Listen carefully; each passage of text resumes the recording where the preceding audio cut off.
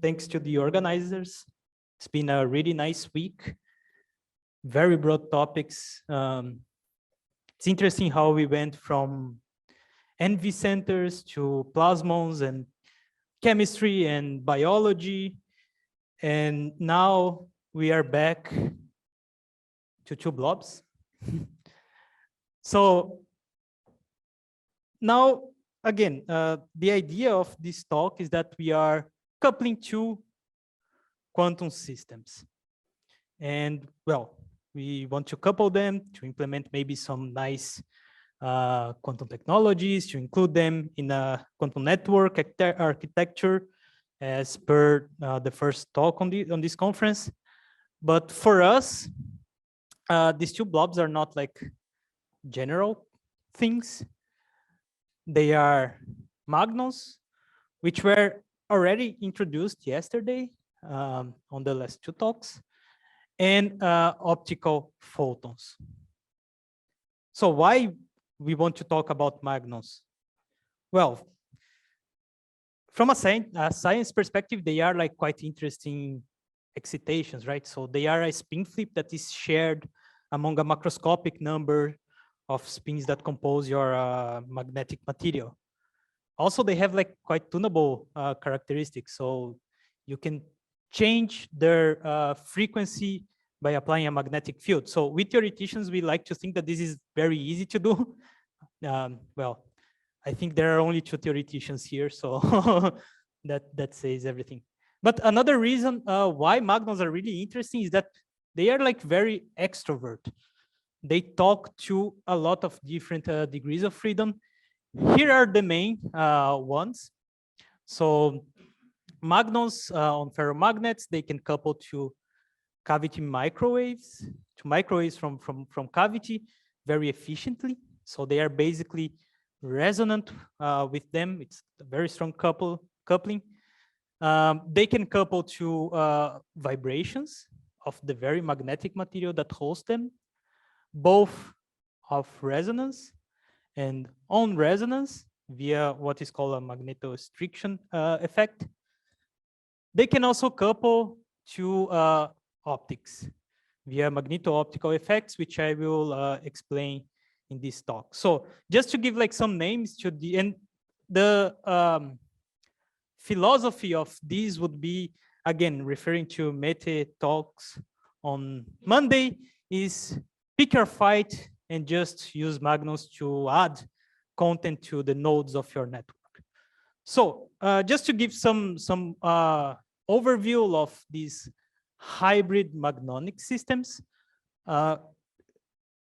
we call this type of systems where magnons interact with microwave cavities as cavity magnonics. So this is a picture of one of such systems. There are like different architectures that one can engineer, but this is basically a magnetic sphere that is loaded inside a 3D microwave cavity, and then the magnetic excitations on the sphere couple to the electromagnetic field in the cavity via the inductive coupling, via just the Zeeman interaction.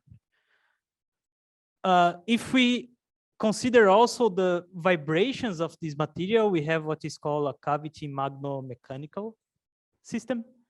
Again, you put a magnet inside the microwave cavity, but now the magnons also couple, although a bit weakly, to the vibrations of the material. Now, this talk is about optomagnonics. So it's about this upper part of this diagram here. The idea of cavity optomagnonics is that you pick a magnetic dielectric and you use it also to trap light inside it. So now the magnetic material is both hosting the magnons and serving as an optical cavity. So this is one example of like one of the experiments here. And again, so it's a magnetic dielectric sphere of a material that I will introduce briefly, YIG, which hosts these whispering gallery modes that can be driven and accessed via a nanofiber. Well, turns out that the coupling between magnons and optical photons is very small and very hard to engineer. There are like several challenges to do so. What I will present here is maybe a prospect on a way of coping with that. So if this dielectric is dispersive, which means that if the permittivity of the dielectric depends on frequency, it can happen that at one of those frequencies, the permittivity goes to 0. So it's what we call an epsilon-near-zero material. What I will show in this talk is that there is a prospect of enhancing the coupling between magnons and photons in such materials. Well, for that, we have to develop a theory on how magnons and photons coupling in dispersive systems. Disclaimer, this is a theory talk. There will be Hamiltonians, there will be some equations, but I mean, biology is way more complicated than this. So it's like way more complicated than that. Okay, just to introduce our beautiful group. So we are not many, but we are strong. This is the group leader, Sylvia Viola-Kuzminski. We started the group in Erlangen, or she started the group in Erlangen, but now she is moving to Aachen and bring almost everyone with her. Here is like a list of topics that we have worked with in recent times, like from generation of quantum states of magnons all the way to frequency transduction. This talk will basically be inside these two rough topics. Also a list of some collaborators that I want already to thank. Yeah, I will try to keep it simple and short, so then we can have some nice discussions. So this is my outlines. First of all, I want to start in an equal foot with everyone. So what are magnons? I will try to introduce them in a simple and rather uncomplicated way. Then I will talk about magneto-optics and how this goes to optomagnonics. The core of the work, optomagnonics in dispersive media, and then hopefully, if I don't talk too much, because I like to talk a lot, I can present you some prospects. Cool. Now, what are magnons? So let's consider a very simple system. Heisenberg, spin, chain, one-dimensional, you have only exchange interaction between neighboring spins. And you apply a magnetic field to break time reversal symmetry. So then you have your ground state that is all the spins pointing up here. What is the first excited state of this thing? Well, if you flip one of the spins, to flip one of the spins, you have to put energy in the system, right? So this state has more energy than the ground state. But you have like a lot of spins, they all interact. And if you do the calculations, actually the first excited state is a superposition of a flipped spin. So it's given by this guy here, apart from a normalization constant. So this flipped spin, the first excited state of this ferromagnetic chain is a collective excitation, in the sense that it is shared among all the constituents of the system. Well, turns out that, you know, when you go like to three-dimensional materials and you start to include other interactions, this is like some very complicated systems to deal with. So what we do is, you know, the favorite approach that we theoreticians use to describe systems.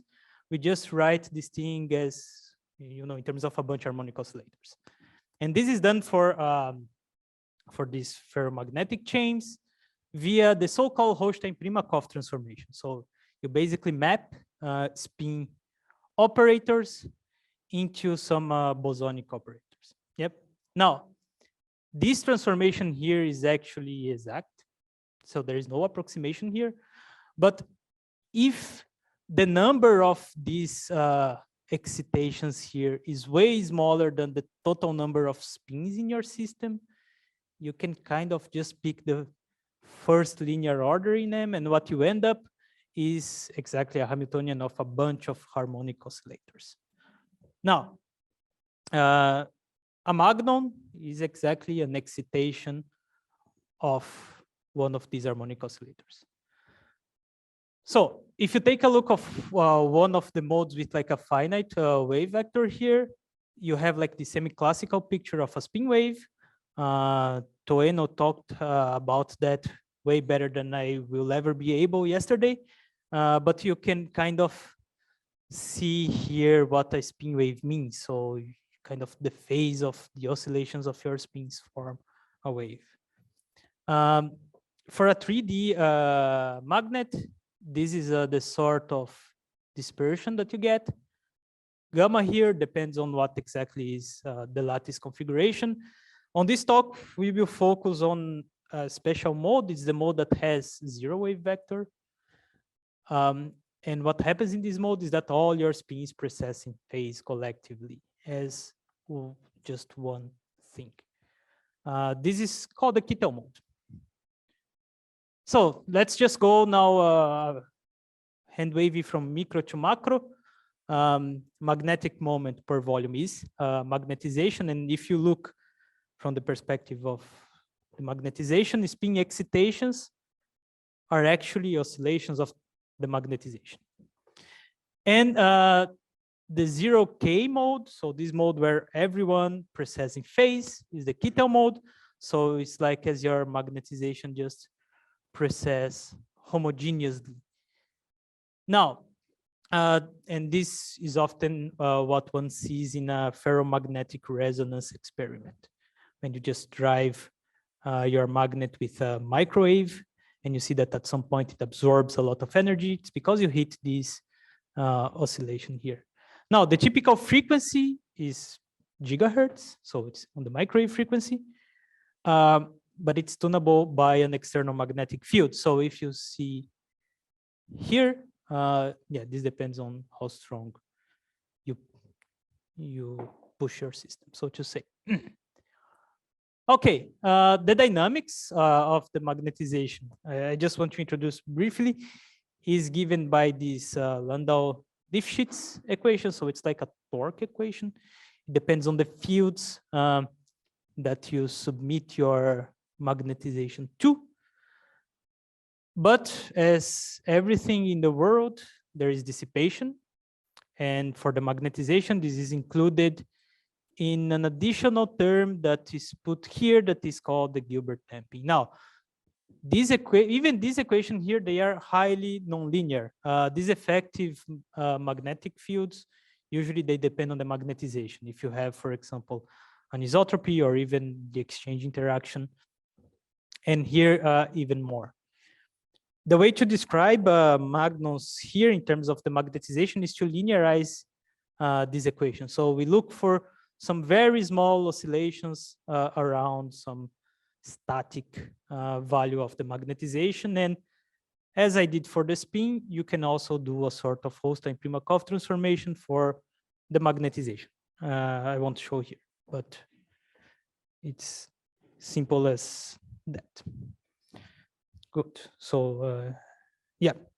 Now for finite size magnets, you have boundary conditions which allow, in some limits, the formation of standing waves, if you would like. So those are magnon modes.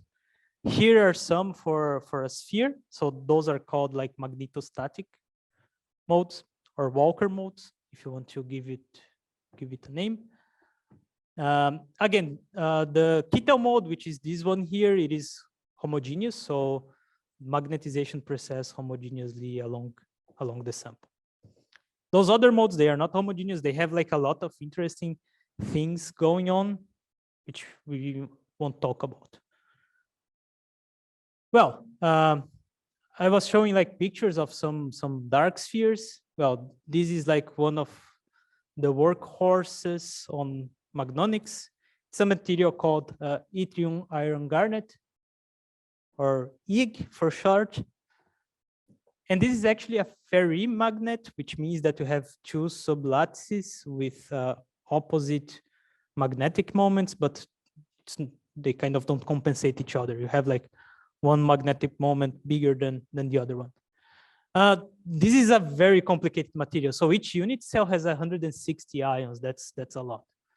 But the guys which are responsible for the magnetic properties in these materials are, and now this is a bit hard to say for me, but these are iron ions. Well, you have basically two oriented iron ions. They could be either tetrahedrally or octahedrally oriented. Yeah. For all purposes, we can deal with Ig as being a ferromagnet, and this is what we will for sure do. Okay, good. Now we can discuss magneto-optical effects into some detail. I think the most canonical and well-known magneto-optical effect is the Faraday effect. It's named after Faraday. He was the guy who first measured it. And basically what he saw is that if you pick a piece of dielectric and you put a magnetic field, you send light through it, the polarization of light, if it is initially linear polarized, will rotate as it propagates through the material. Well, this happens because inside the material, left and right-handed circular polarized waves experience different phases as they propagate through the material. So if you send something that is linear polarized, you can, describe it as a combination of left and right. But as it propagates through the material, left polarization will accumulate some phase and right will accumulate another phase. So when you recombine them after L, the overall effect is a rotation in the linear polarization of the material. Now, theta F here is called the Faraday rotation angle per unit length.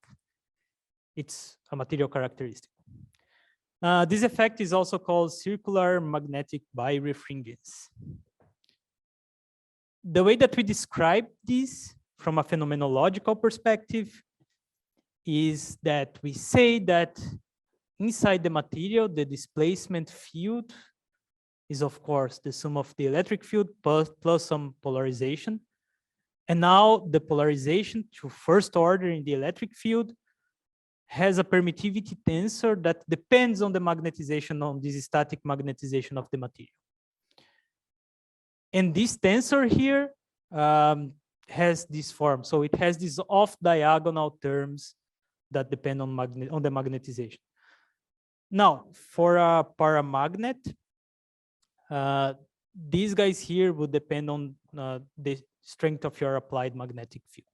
If you have a saturated magnet, then it's the magnetization here. Now, the general form of this tensor here is basically dictated by symmetries.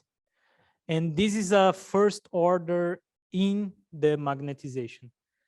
There are also second order of magneto-optical effects. One of them is the Hutton-Mutton effect, which in some cases can be as strong and as important as the Faraday effect. But again, we don't go there now.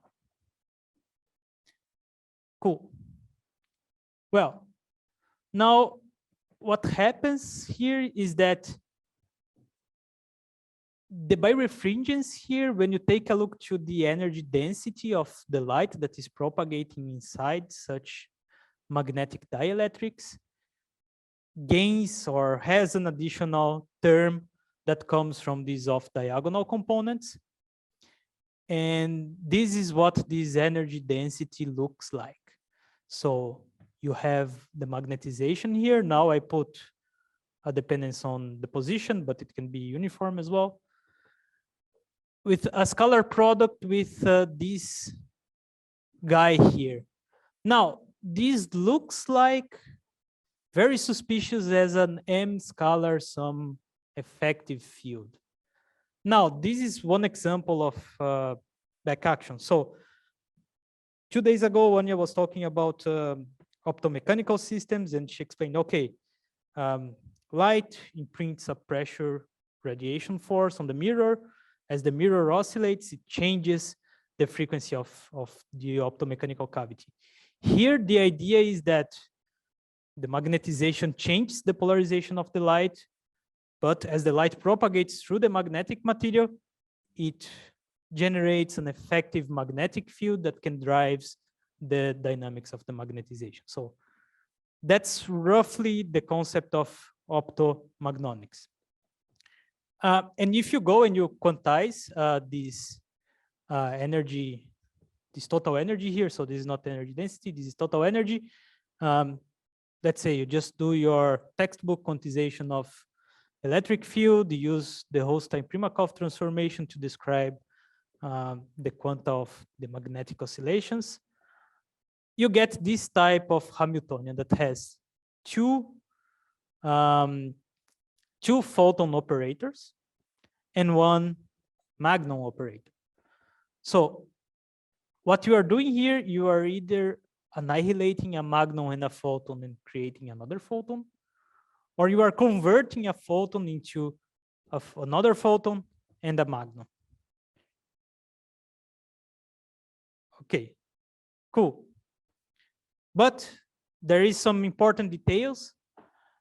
If we talk about the Kittel mode and all other magnon modes as well, they are actually polarized.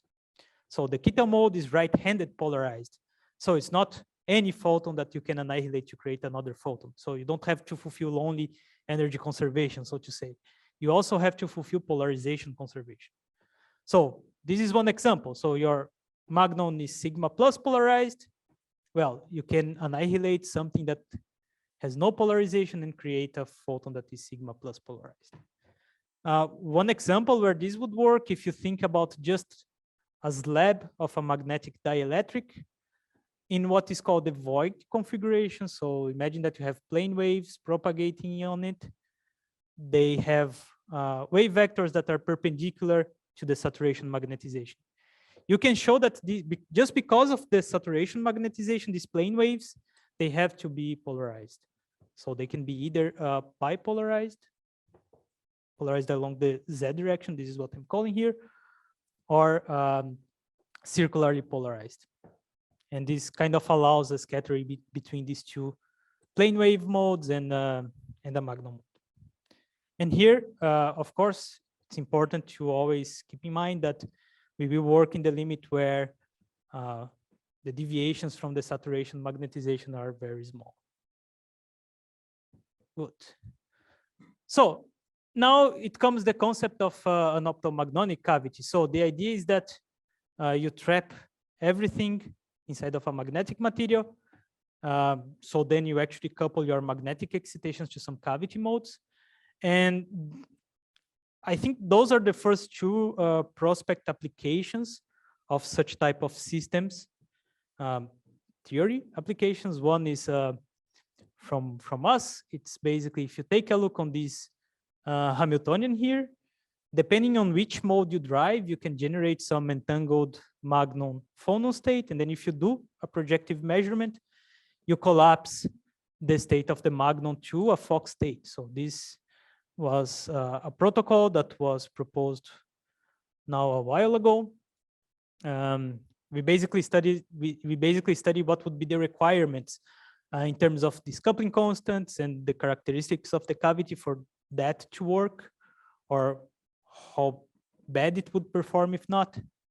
Another nice example of a possible application would be to optically cooling magnons. So this is sort of akin on cooling processes in optomechanics, where you just drive a red sideband of the cavity and you extract energy from the magnons. Good. So now this is the typical optomagnonical cavity setup. As I said, the idea is that you trap light inside a magnetic dielectric, so then your magnons and photons interact there. And here is like one of the first experiments on this area, they were just using spheres of yttrium iron garnet. So then your cavity modes are these whispering gallery modes here. And here exactly it shows what I was saying before, that, well, those modes, they have to satisfy some selection rules. Otherwise, you don't scatter. Well, there are some problems with optomagnonics. So this is G0. So this is the bare coupling between single magnons and single photons. And this thing here is actually very small for several factors. First of all, it depends on a reason with the total number of spins. So this thing here has a macroscopic number of spins, right? That's a problem. Theta F from beginning with is not big, so it doesn't help. And there is also another thing here, which is an overlap factor. So it depends on how well the spatial distribution of these different modes overlap. So if you take a look on this picture of the whispering gallery modes, well, you understand the problem. I just said the Kittel mode is uniform through the whole sphere. But those guys, they are very, very concentrated on the borders of the sphere. So the overlap here is really terrible. It's awful. So the first proposals to actually make those things better, and it's something that our group has worked a lot, was on designing optomagnonical systems to improve the overlap between magnon modes and optical modes. So one of them is just, instead of using the Kittel mode, you use a magnetic vortex, and then you can kind of dislocate it and make it overlap very well with the whispering gallery modes in some region. A more recently one is kind of inspired on optomechanical crystals, where now you try to confine your magnon and photon modes here in the middle. So sorry, how am I with time? No, okay. Yep. So, okay. But even with all this effort on trying to optimize these systems, it's still not good enough. I want to show two state-of-the-art systems in optomagnonics. One of them is actually a waveguide. So it's a yttrium iron garnet waveguide that was made on top of gallium gadolinium garnet. And here again, the idea is trying to improve the coupling between the magnon modes and your TE and TM waveguide modes. Now, this setup here in particular was used for doing transduction between microwaves and optical photons. And it kind of works well because you have a lot of magnon modes that can be coupled with. So you have like a broadband conversion. This is another one. The idea here is to make your cavity like very small. And it's basically a Fabry-Perot cavity where you put a NIG film inside. Again, in both of those, of course, the coupling is better than in the first experiments, but it's not quite like that there. Now, what we see then is that, so here there is an epsilon in the fraction here. So what if we make epsilon go to 0? So do we get an infinity coupling or what? Yeah, obviously no, but this is like the question that someone made in one of Sylvia's talk, and she was, okay, yeah, we have to take a look on that. But how you would get an epsilon to 0? So epsilon going to 0 is a consequence of dispersion. So the optical properties of all materials, they depend on some degree on the frequency of the waves propagating those materials. Here is one like very simple example. So if you describe your permittivity with your beloved Lorentz model, there is a frequency here where the permittivity crosses 0. So this is one example of an epsilon-near-zero frequency.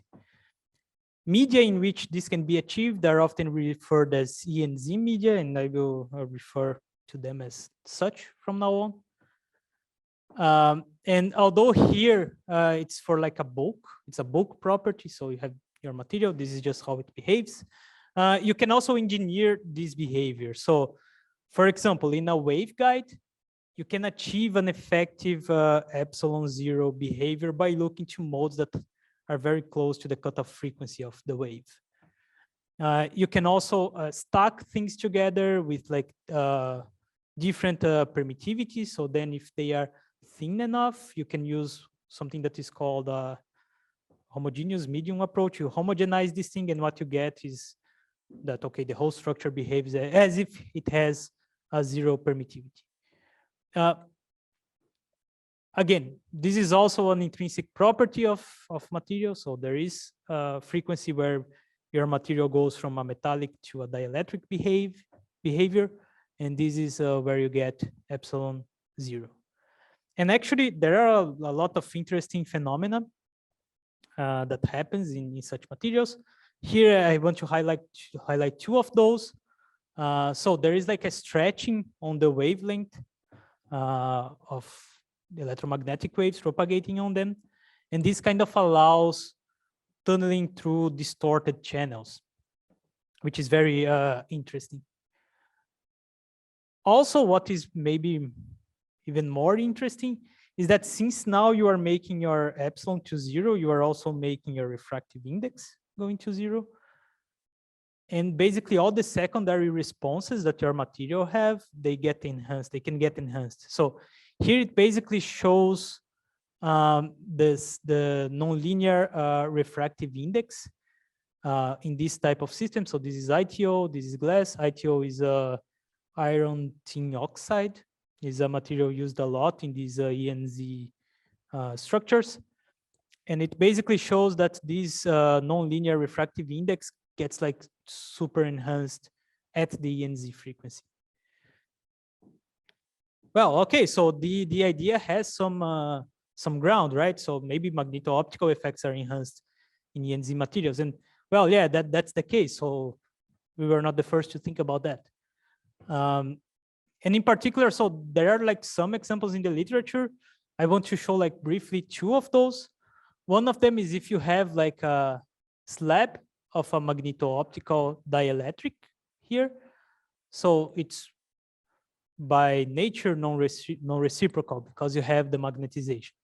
So if you take a look on how right circular polarized waves are attenuated going from here to here or from here to there, it's different. I just kind of showed that.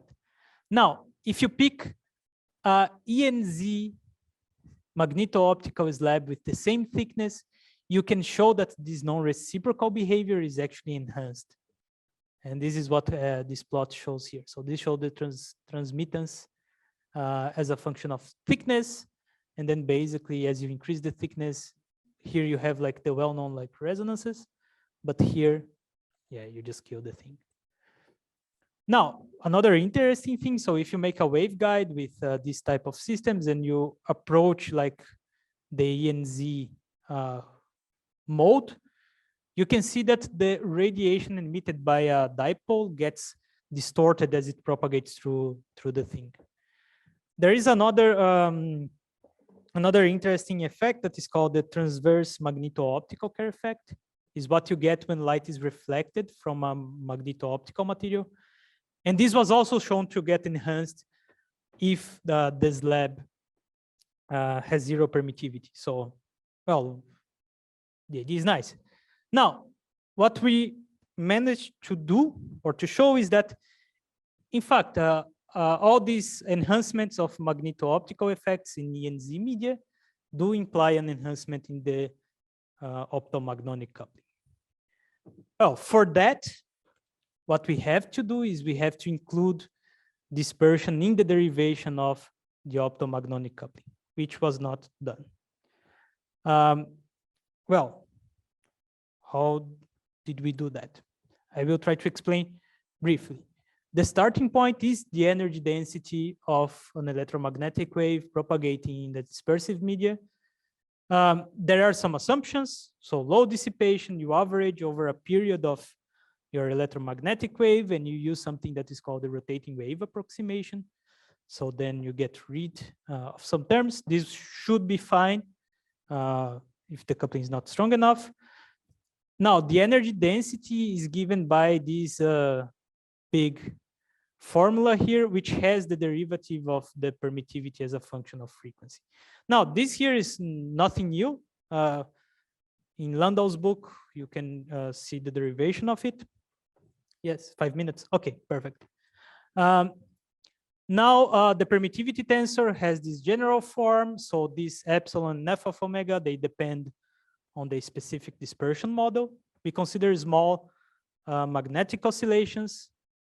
And what we do is just pick everything and we run through a black box that I won't open here, but which has these ingredients here. So we consider plane wave-like modes, which have like different polarizations. Those depends on frequency. And we use a phenomenological quantization by Miloni that we adapted to magnetic dielectrics. So there are some light and hard assumptions. Light assumptions we can easily generalize, so they are not a problem. Hard assumptions, like we are away from any material resonances and we have small losses, require a modification on the quantization procedure itself. Well, so what we get after we run through the black box is this coupling here that have like 4 ingredients that I want to just take a minute. The first one comes from the Holstein-Primakov transformation, basically depends on the material and on the volume. The second one is an overlap function, it's unavoidable. This comes from the quantization procedure we used. And this guy here comes from dispersion of the magneto-optical effects. Now we can just take a look on what happens on the limit where the frequency goes to the ENZ frequency. And surprisingly enough, independent of the dispersion model, it goes to this expression here. So it basically depends on a ratio between this quantity here that comes from the quantization of the magnetic oscillations and the saturation magnetization, the overlap, and the ENZ frequency. So, and this can be used like a roadmap for understanding what we should do with the system or how one should engineer the system to have strong coupling or a strong magnon shift because of the nonlinear interaction.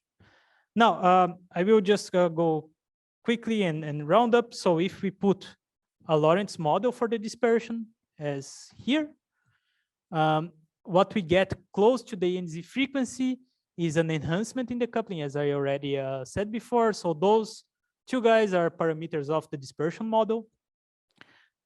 If we use IG parameters, so this is an oversimplification of IG, there is the prospect that close to the ENZ frequency, the coupling constant is comparable to the magnon frequency. So this is like very strong coupling regime.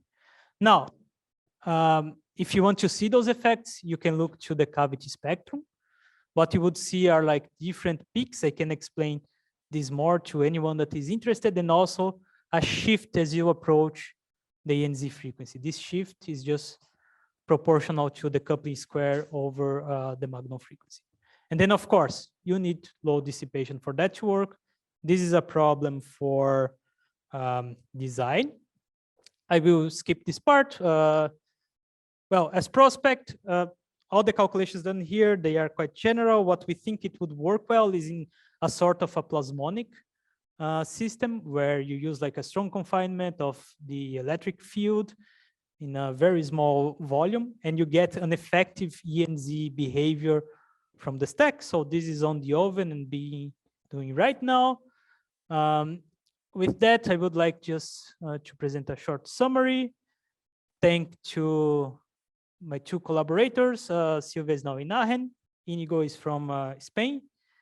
And go to the workshop in Erlangen if you are interested on those matters. And that's it for me. Thank you.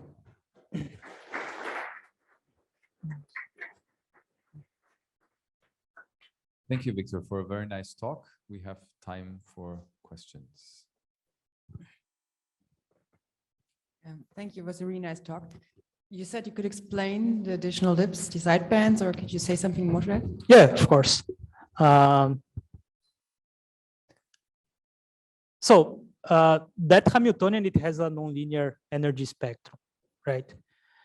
And then basically, let's first talk about the shift. As you approach the ENZ frequency, you see that the cavity frequency gets shifted by something that is proportional to the coupling square over the magnon frequency. So this is what you see here, a small bending on this line that should be just a cavity resonance, so to say. Now, these additional resonance lines, they are just scattering from the cavity to one magnon. And when you have like stronger couplings, you have like these multiple transitions to more than one magnon. By the way, this thing here is for 0 temperature. So that's why you just see lines here and not on the other side. So you cannot annihilate magnons that you don't have. So you can only create them. This is what is shown here. But yeah, this is basically the gist of it. And this, of course, so this is like an optomagnonic cavity under an external drive. Yeah, thanks for the talk. I did get that we want some overlap between the magnonic modes and the optical modes, but you also want to go into this ENZ regime. Yes. And you mentioned that if epsilon goes to 0, also our refractive index becomes effectively 0. But this would mean that, at least for optical modes, you don't have real guidance anymore, and your optical modes disappear. Or I don't know. I'm puzzled with that. Yeah. So thanks for the question. So yeah, actually, this is a complicated matter to discuss. But you can make cavities that are ENZ, even though in principle you have like this stretch of the wavelength, right? There are some works on that, especially, so I refer to a review that shows that. So in principle, you could have still cavity modes. Losses are a problem, so they tend to radiate more, of course. This is a design problem. So as I said in the beginning, so here is like a conceptual thing.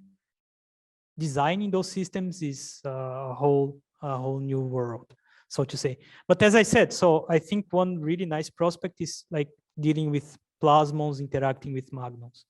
And then you can get an effective ENZ behavior from like all the materials that constitute your plasmonic system. And okay, but then it's not a cavity, and that's right. So then you are just scattering like between spin waves and your propagating modes. But yeah, thanks. I hope to have shed some light on your question.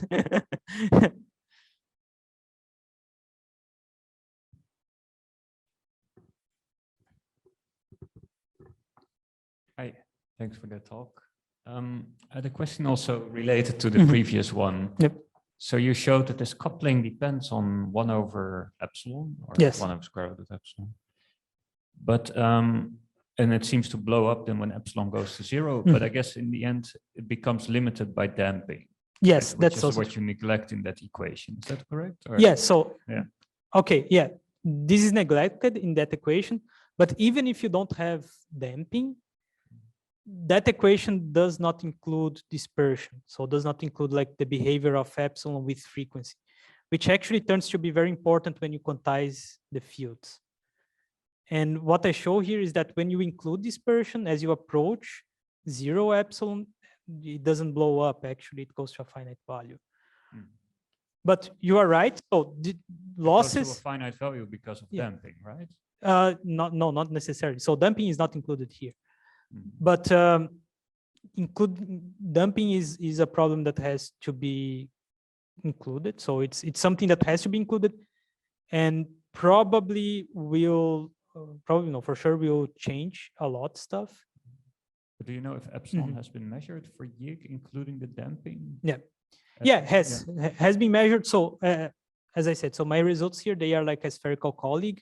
YIG has like a lot of resonances, and it doesn't behave as like this beautiful Lorentz dielectric. No, it's completely different.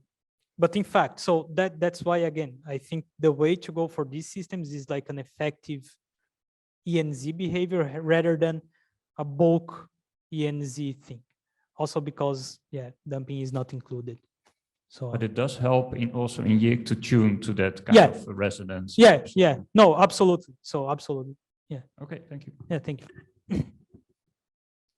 Yeah, at this point, I think I'd like to thank Victor again for the talk. Thank you. And